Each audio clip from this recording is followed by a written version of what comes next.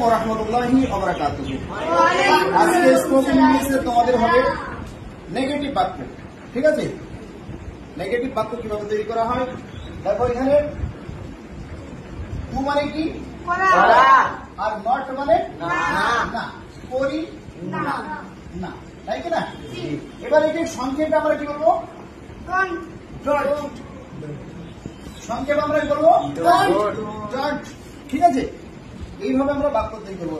এর আগে আমরা বলছিলাম, আমি যেটা করেছিলাম এর আগে ভাবাচক বাক্য, যেটা আমি করি,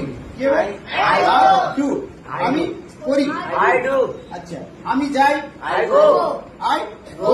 আমি খাই, আমি পান করি, আমি পড়ি, আমি লিখি, আমি খেলা করি, আমি কাজ করি। গুড, এ পর্যন্ত আমরা